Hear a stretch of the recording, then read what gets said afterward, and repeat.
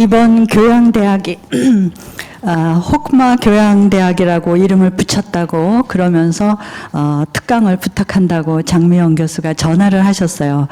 그때 제가 정말 깜짝 놀랐습니다. 히브리어가 대학 이름에 들어가는 건 처음이 아닐까. 정말 글로벌 시대에 살고 있는 거 맞다. 그런 생각이 들었습니다. 그러면서도 호크마 교양대학 발음이 조금 낯설지 않을까.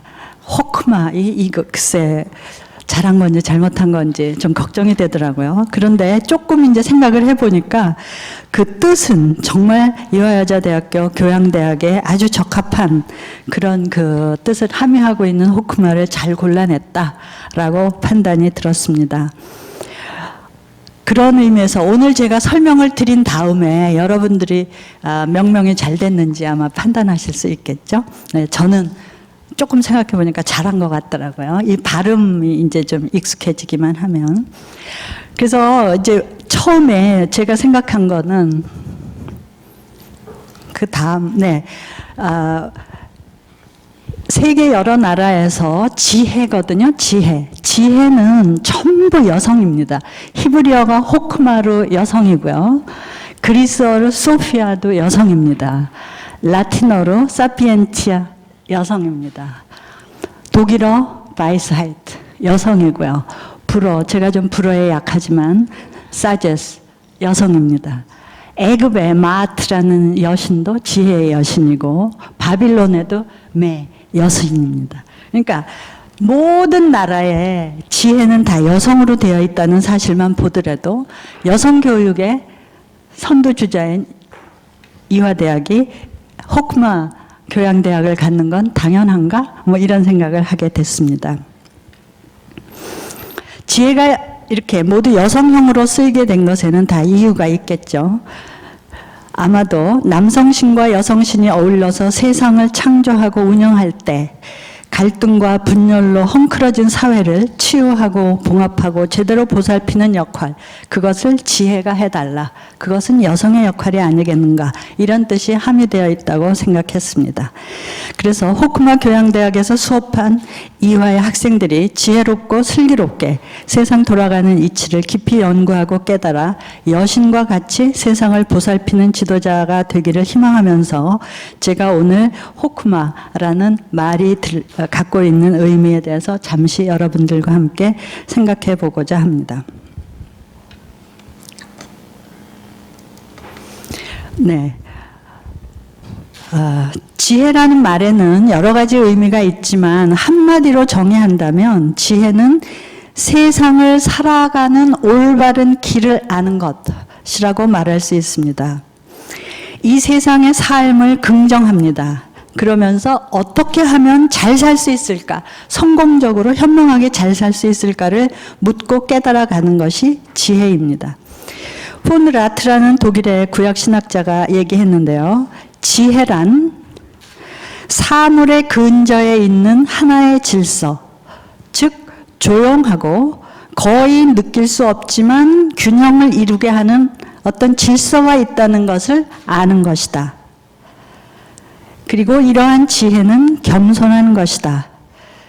지혜는 주어진 것을 보고 고찰함으로써 특히 인간의 한계성을 알게 됨으로써 커지게 된다.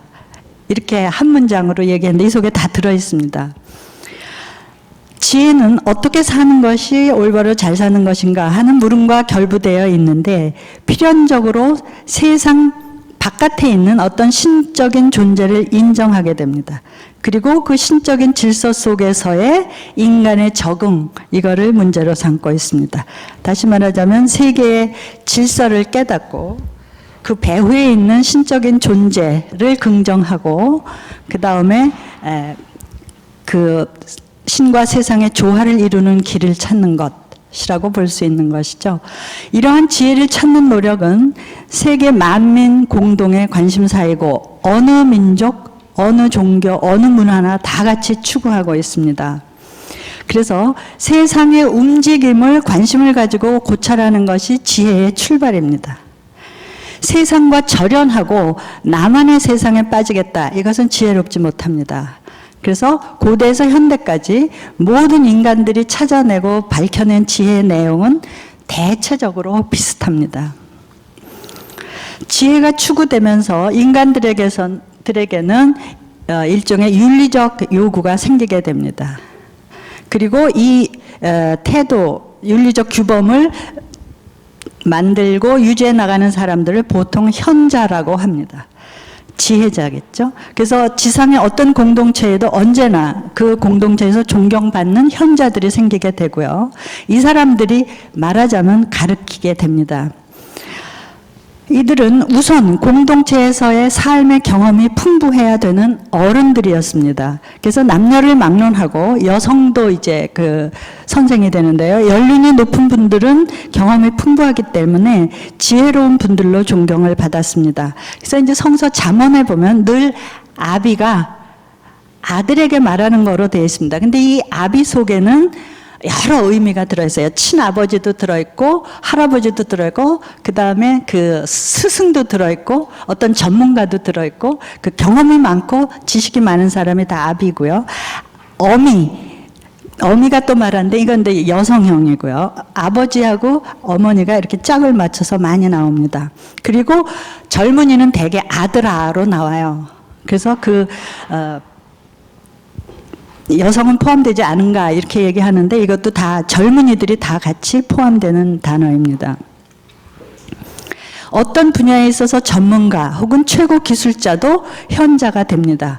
다른 사람보다 기술적인 면에서 뛰어난 전문성을 가진 사람들도 아비로 칭해지고 자기 제자들을 아들로 부르면서 자신들의 지식이나 기술을 전수시켜 주었습니다.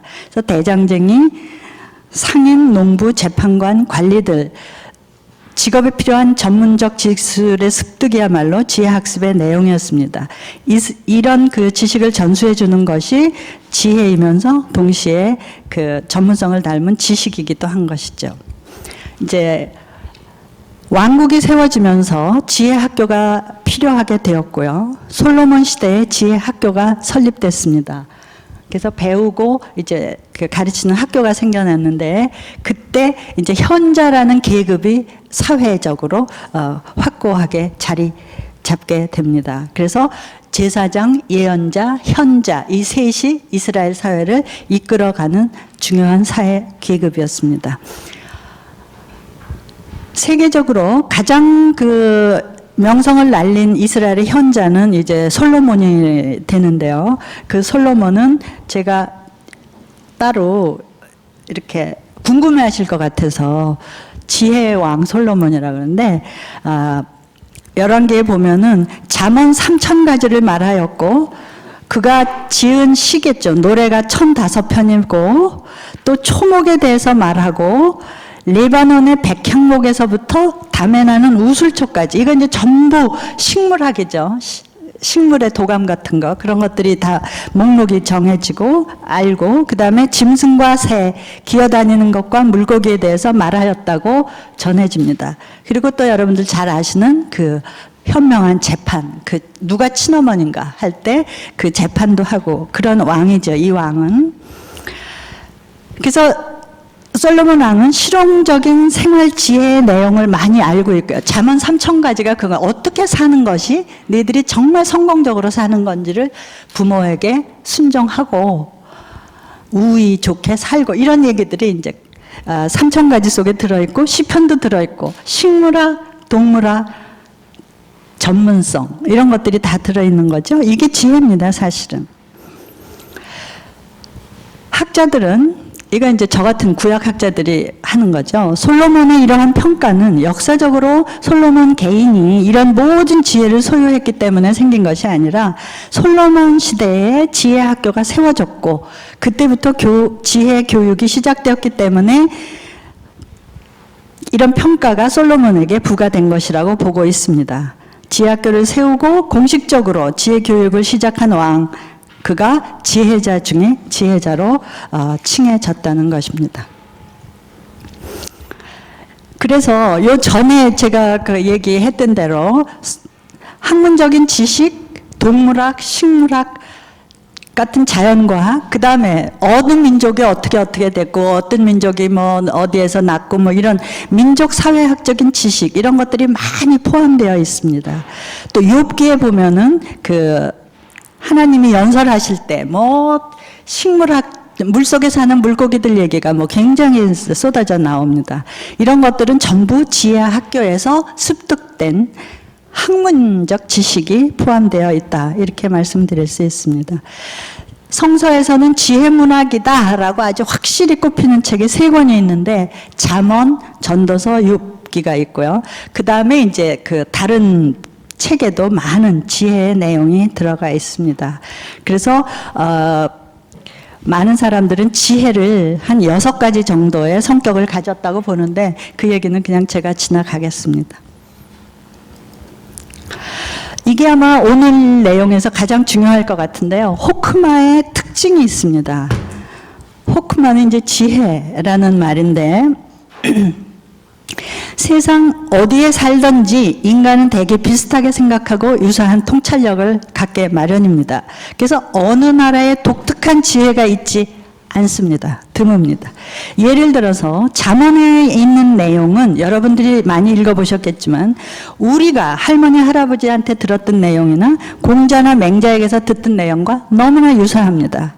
그래서 우리 그 구약학자들은 성서 안에 들어있는 유교 문서가 잠언이다 라고 얘기를 합니다. 많은 한국의 초심자들이 성서에 입문할 때 제일 먼저 감탄하고 폭 빠지는 게 잠언이에요. 제일 이해하기가 쉽기 때문에. 그래서 잠언을 읽고 그 다음부터 성서에 서서히 입문하게 되고, 성서와 가까이 된 것도 이런 맥락에서 이해가 잘 됩니다. 우리가 말하는 하늘천, 하느님, 하늘님 뭐 이런 거하고 지혜문학에서 나오는 하나님은 별로 다르지 않습니다. 우주의 창조자이고 우주를 주관하시는 분이라는 점에서 서로 상통합니다. 그래서 이제 그 국제성이라는 말이 들어가고, 그 호크마는 굉장히 세계적이에요. 그래서 개방성이다, 이렇게도 얘기를 합니다. 고대 근동만 보더라도 이스라엘의 그 잠언에 나오는 많은 뭐 서너 가지 뭐 어쩌고저쩌고 그 내가 모르는 게 서너 가지가 있다, 뭐 이런 얘기들이 있는데, 이런 것들은 가나안의 문화, 우가린 문서와 아주 직결되어 있고, 또 그거를 잘 들여다보면 애굽에 있는 지혜 문학의 일부하고 또 너무 비슷합니다. 그러니까 가나안의 지혜와 애굽의 지혜가 굉장히 비슷하고, 또 바빌론의 지혜가 또 너무 비슷하고, 그거를 받아들인 게 히브리의 그 지혜인데, 그게 우리가 가지고 있는 중국과 인도의 지혜와 비슷해요. 따라서 오늘날 현대가 요구하는 이 개방성과 국제성, 글로벌 마인드가 지혜 문학 안에 이미 전제되어 있다, 이렇게 얘기를 합니다. 그래서 구약 성서를 현대적으로 공부하는 사람 중에 제일 현대적인 토픽을 잡으려면 지혜를 잡아라. 요새는 그게 그 트렌드입니다. 그래서 저도 지혜에 대해서 조금 해봤어요. 근데 지금은 은퇴를 했지만요. 지혜는 그 다음에 굉장히 개인적입니다. 지혜 문학에 나오는 하나님이 이제 하나님, 야훼 하나님이라고 막 통칭이 되는데, 이 야훼 하나님은 이스라엘 민족의 하나님이 아니세요. 이스라엘을 애굽에서 선택해서 이끌어내시고, 뭐 애굽을 강에 넣으시고 가나안 땅으로 인도하시고 민족을 그 이끌어내시고 구원하신 그 민족의 하나님이 아닙니다. 한마디도 안 나와요. 애굽이란 말 안 나오고요. 출애굽이란 말 안 나옵니다. 그러니까 어떤 민족, 선택받은 이스라엘 민족의 하나님으로서의 하나님이 잠언에서 얘기되고 있는 게 아니에요. 따라서 선택사상이라든가 배타적인 헤브라이즘이 안 나옵니다. 굉장히 오픈되어 있고 개방적이에요. 그래서 지혜를 배워야 된다, 이런 얘기를 많이 합니다. 그 다음에 이스라엘 민족의 하나님의 성격은 나오질 않아요. 이스라엘만 선택했다, 이스라엘의 적은 내가 쳐부수겠다, 이런 얘기가 안 나옵니다. 개인에게 내가 창조주로서 너희들이 이 자연과 더불어 잘 사는 것을 보고 싶다, 그러려면 이렇게 살아라, 이 얘기를 하시는 개인의 하나님이십니다. 지혜는 창조주 하나님으로서, 그러니까 역사의 주인으로 이스라엘 민족을 주관하신 하나님이라기보다는 개인을 이 세상에 보내신 개인의 하나님이십니다. 창조주 하나님은 인간과 자연의 관계를 살피고 이들이 유기적으로 서로 관련되어 있고 서로 상생하도록 살기를 원하십니다. 따라서 생태계 전반의 연결을 굉장히 중요하게 생각하십니다. 그래서 생태 문제도 지혜로 풀 수가 있다, 이렇게 되는 거예요. 그래서 굉장히 이제 그 잠언 8장 같은 데 보면 지혜가 하나님이 천지를 창조하실 때 제일 먼저 나를 보내셨다, 나를 만드셨다, 이렇게 돼 있어요. 그 나가 누구냐면 아까 애굽의 그 지혜의 여신이었던 마아트입니다. 마아트하고 아주 똑같아요. 근데 이스라엘에서는 그게 호크만 거죠, 지혜인 거죠. 그래서 자연의 운행 법칙과 지혜는 바로 연결되어 있습니다. 생태계 전체가 보호받고 관찰되어야 할 중요한 대상입니다. 생태계 전체가 피조물로서 하나님이 창조하셨기 때문에 서로 유기적으로 도와가면서 잘 운영되어야 된다는 것이죠. 잠언이나 전도서에 나오는 하나님은 아까 말씀드린 대로 출애굽이다, 모세를 선택했다, 이스라엘을 선택했다, 가나안 땅에 여호수아를 보냈다, 이런 얘기가 전혀 안 나오는, 관계가 이렇게 되어 있지 않은 그런 하나님이십니다. 그런 것이 특징이죠. 그래서 어떤 공동체의 특수성을 강조하면서 배타적으로 우리의 하나님, 우리 기독교만의 하나님, 불교는 배타적으로 나가자, 이런 정신이 지혜문학에는 없는 겁니다. 그래서 개방적이다, 이런 얘기를 하는 거죠. 제가 말씀을 제대로 드리고 있는지 모르겠는데 어떤 집단이 배타적인 선택 의식을 가지고 다른 집단을 공격하는 것은 지혜에는 없다, 이 얘기예요. 아시겠죠? 왜냐하면 그 공동체에 속한 사람 개인도 다 하나님의 피조물이기 때문에 나하고 똑같이 연계를 가지고 있습니다. 선택사상이나 유일신 사상은 지혜문학과는 거리가 멉니다. 그래서 민족적 특수성이나 배타성이 강조되지 않았다는 점은 지혜의 개념이 매우 개방적이고 현대적임을, 글로벌임을 잘 말해줍니다. 그래서 현대 신학자들은 지혜의 개념을 많이 강조하고 예수님이야말로 지혜 정신의 인간하다, 이렇게 보고 있습니다. 그런데 이제 모르겠어요. 시간이 어떻게 되는지 모르겠는데 지혜문학에서는 그래서 늘 내가 다른 개인에게 정의로워야 되고 신실해야 되고 어떤 예의를 갖춰야 되는 것이 강조됩니다. 개인끼리, 종족끼리 적대감이나 배타성을 가지고 싸우는 것은 피해야 됩니다. 우주 전체는 서로 연결되어 있는 만큼 자기 소속 공동체만의 이익을 위해 싸우는 것은 전혀 도움이 되질 않습니다. 배타적인 정신으로 서로를 경멸하고 짓밟는 것은 지혜롭지 못합니다. 기독교나 불교나 이슬람이나 종교적 차이로 인해서 서로 폭탄 던지고 싸우고 전쟁 일으키는 것은 지혜의 정신이 모자란다는 증거입니다. 가령 IS의 테러는 지혜롭지 못한 행동입니다. 포용적이고 다양성을 인정하는 지혜의 정신이 21세기에는 꼭 필요합니다. 그래서 지혜야말로 현대가 가장 필요로 하는 정신이라고 주장합니다. 나만 뺀다면, 나만 괜찮다면 딴 건 다 망해도 괜찮다 라는 태도가 아니라, 이게 이제 오늘날 우리를 지배하고 있는 태도가 아닌가 싶은데요. 내가 살아야 나도 산다 라는 상생의 정신을 키워가는 것이 지혜입니다.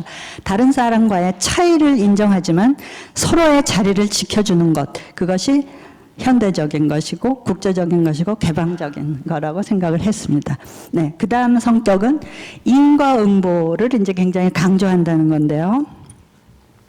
아까 말씀드린 대로 지혜 교육은 굉장히 윤리적 규범을 강조합니다. 그래서 창조주로서의 하나님은 악을 싫어하고 선을 좋아하신다, 이렇게 되어 있습니다. 따라서 철저한 인과응보의 법칙이 나오게 되는 것이죠. 그래서 이거를 이스라엘에서는 이제 정의, 신실, 뭐 체다카 뭐 이렇게 부르고 있는데 애굽에서는 이거를 갖다 아까 그 지혜의 여신 마트라고 부릅니다. 이 법칙은 세상이 하나님의 이 인과응보 법칙에 의해서 움직인다고 이제 이렇게 보는 것입니다. 그래서 원질서, 독일에서는 우어오르든농이라고 그러는데요. 이거를 창조주 하나님의 질서라고 말합니다. 선한 것이 동시에 이롭다 이겁니다. 이것이 지혜의 뿌리죠. 아까 서숙 선생님이 얘기하신 기반입니다. 지혜는 선한 것이 이롭다. 네가 지금 당장은 이로울 것 같아도 선하지 않으면 결과적으로는 망하게 된다. 이것이 이제 인과응보의 법칙입니다. 하나님은 그러나 이 인과응보의 법칙 자체는 아닙니다. 이게 이제 굉장히 많은 우리나라 신도들이 혼동하고 있는데요. 하나님은 인과응보 법칙 위에 계십니다. 이 법칙을 가동시키시고 감시하시기는 하시지만 이 인과응보 규칙에 얽매여 있지는 않으세요. 그래서 어떤 때는 인과응보의 법칙을 작동시키지 않으실 때가 있습니다. 선한 사람이 행복하게 살지 못하고 악한 사람이 잘 살게 되는 경우가 있습니다. 근데 왜 이 인과응보 법칙이 지금 작동 안 하는지에 대해서 인간은 알 수가 없습니다. 그래서 인과응보의 위기가 나타나게 되는 것입니다. 이게 바로 전도서라는 책에 인과응보가 굉장히 강조된 게 잠언이라면 전도서에서는 헛되도다. 인과응보도 헛되도다. 이제 그거죠. 이 외침에 대해서는 아주 짧게는 지혜가 지혜를 고발한다 라고도 말하고 또 지혜문학의 위기라고도 말을 합니다. 이 인과응보의 위기는 현대를 사는 우리들에게 시사해 주는 바가 매우 크다고 볼 수 있습니다. 인간 지혜의 한계를 보여주고 있으니까요. 욥기에서는 설명할 수 없는 인간의 고통 문제, 도저히 풀어지지 않는 욥의 고통의 문제를 붙잡고 씨름하는 모습이 잘 그려지고 있습니다. 그러면서 인간은 결국은 하나님이 하시는 일을 다 알 수 없다라는 것을 고백함으로써 극적으로 이 욥기가 끝나고 있습니다. 인간의 한계에 대한 깨달음의 문제는 현대 사회가 잊어버리기 아주 쉬운 대목입니다.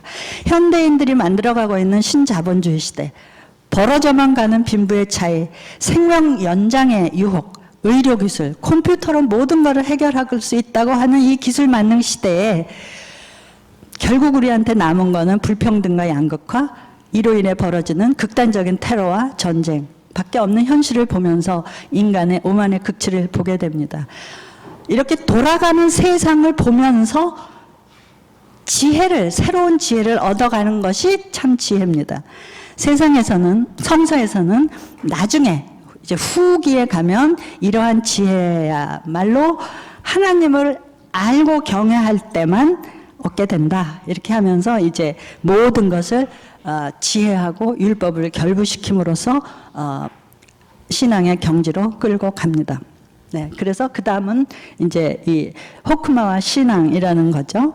네, 신앙의 차원이 처음부터 지혜문학에는 등장을 했지만 신앙이라고 해도 지혜에 내재해 있는 한 이 신앙은 비이성적으로 흐르지 않습니다. 언제라도 인간의 이성을 붙잡고 있는 것이 지혜가 갖는 종교 차원의 특징입니다. 따라서 종교적인 열광이라든지 모든 이성을 버리고 아멘 하는 거라든지 이런 것은 지혜에는 없습니다. 지혜문학에 나타나는 인간의 종교적 심성은 끝까지 이성적이고 마지막에 등장하는 신앙의 차원입니다. 아시겠어요? 처음부터 이성 포기하고 아멘 하는 차원은 아니에요. 저는 그래서 지혜문학을 좋아합니다. 지혜문학의 대표적인 책이라는 잠언에는 종교적인 내용의 8분의 1 정도 들어있지만 이것은 실천을 권유하는 선이나 사랑이나 겸손함이나 이런 것들로 대치될 수 있는 그런 내용입니다. 종교는 올바로 사는 것이고 정의를 실천하는 것이고 행동하는 것이다. 이렇게 요약할 수가 있습니다. 그래서 이거를 통틀어라고 그러죠. 야훼를 경외하는 자세로 세상을 사는 것, 이것이 지혜로운 삶이다. 이렇게 말씀드리고 있고요. 한 가지 또 부연을 하자면 지혜문학에서 말하는 종교 내용에는 내세에 대한 언급이 전혀 없습니다. 저는 이것도 굉장히 이성적이라고 보는데요. 현세에서 행복하고 오래 살고 또 성공적으로 살아야 되지, 천국 가기 위해서 신앙을 갖는다, 천당에 가려고 종교를 갖는다, 이렇지 않아요. 천국에 대한 언급이 하나도 없습니다. 저는 이 점은 한국 기독교인들 특히 많이 지혜에서 배웠으면 합니다. 지혜문학에서 말하는 절제된 종교적 태도는 계속해서 배우면서 깨달으면서 그럼에도 불구하고 우리가 한계성을 갖는다는 것을 고백하는 이런 그 하나님 경외 차원으로 가는 그런 것이라고 볼 수 있습니다. 제 이제 마지막인데 나가는 말입니다. 이런 설명이 호쿠마 교양대학에 도움이 됐으면 좋겠어요. 이런 지혜 있는 학생들을 좀 가르치시기 바랍니다. 지혜는 세상을 일단 긍정적으로 살 수 있는 길을 탐색하는 것입니다. 그리고 삶의 경험이 많은 부모나 전문가, 그런 사람들이 그 젊은이들에게 충고하고 조언합니다. 그래서 지혜는 가정에서, 학교에서, 사회에서 세대로 계속해서 전승이 되었습니다. 근데 요즘에는 이 많은 지식이나 지혜를 가진 사람들이 젊은이기 때문에 그 정보 사회에서 이제 이런 것이 많이 지금 무너지고 있기는 한데, 그럼에도 불구하고 지혜에서는 나이 든 사람이 가지고 있는 경험, 이것을 높이 봐야 된다는 걸 가르치고 있다고 저는 생각합니다. 그 다음에 지혜는 늘 습득해야 되고 늘 배워야 되고 늘 비판해야 되고 실천해야 되는 것입니다. 지혜로운 사람은 늘 고민하면서 무엇이 선한 것이고 무엇이 악한 것인지를 가려낼 줄 알아야 됩니다. 배우고 고민하기를 멈춘 사람은 지혜롭지 못한 사람입니다. 개인에게, 가족에게, 공동체에게, 국가나 민족에게 무엇이 유익하고 무엇이 해가 되는지를 꾸준히 고민하고 배워나가는 자세, 그것이 지혜로운 자세입니다. 제가 생각한 결론 5개만 말씀드리고 그만두겠습니다. 첫째는 피조 세계에 대한 끊임없는 관심과 고찰입니다. 피조 세계를 긍정하고 그 안에서의 삶을 긍정하는 것, 이것이 이제 그 지혜의 첫 번째 태도인데요. 그리고 피조 세계 뒤에서 작동하고 계시는 하나님의 의지와 존재를 늘 생각하게 합니다. 그런데 이것은 호쿠마는 언제나 배울 수 있고 또 가르칠 수 있습니다. 그래서 학교가 필요하고요. 인간이 배우려는 자세를 갖는 것, 또 인간의 한계를 아는 것이 중요합니다. 인간의 권력과 돈과 명성의 추구가 어리석은 교만일 뿐, 인간을 올바로 자기 자신을 비판하지 못한다면 지혜롭게 하지 못할 것입니다. 그 다음에 두 번째는 인간과 자연, 세상 관계에 대해서 끊임없이 질문하고 해답을 찾아야 합니다. 세상이 돌아가는 것을 봐야죠.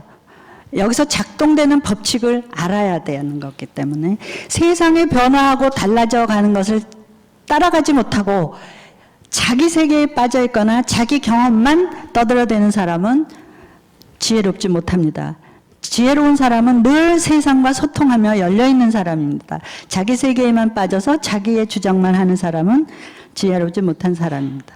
그 다음에 이제 세 번째, 지혜는 개인의 차이, 인간의 다양성을 긍정합니다. 이들이 서로 상호간 연결되어 있음을 깨닫고 서로가 서로를 존중해 줄 것을 요구합니다.